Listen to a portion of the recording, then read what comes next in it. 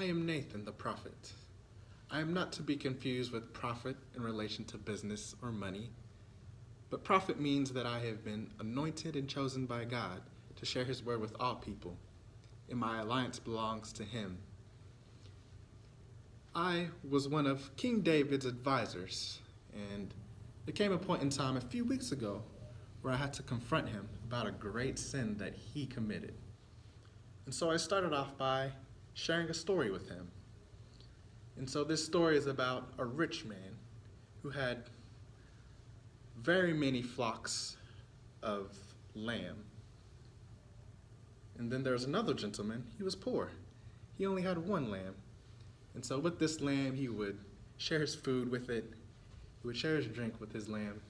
He would even sleep with his lamb as if it was his child. And so one day, a traveler came to the rich man.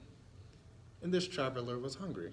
And so the rich man decided to take the poor man's one and only lamb, even though the rich man had very many lamb to choose from to give to this traveler. And so I shared this story with King David. And after I shared it with him, he burned with anger. It was a fierce anger, and he rebuked the rich man. But I had to tell him, "You, David, you're the rich man." And he seemed shocked. And so I had to elaborate a little bit more with what God had told me to share with him.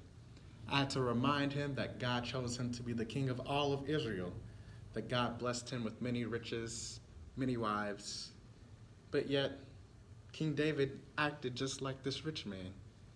He took from a man who had less than he did.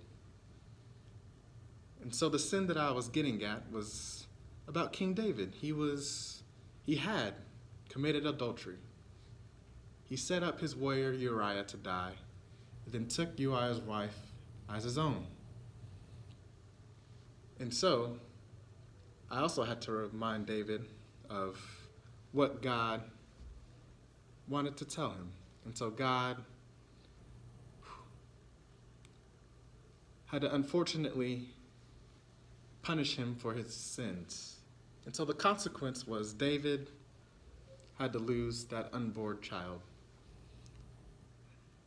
It's very unfortunate, but David had a good heart, and he was able to reconcile himself to God, and God seeing his heart. And so what I want to leave you with today is that we must be ready to confront with God's word, because our brothers and sisters must know that God is holy. He despises evil and cunning behavior.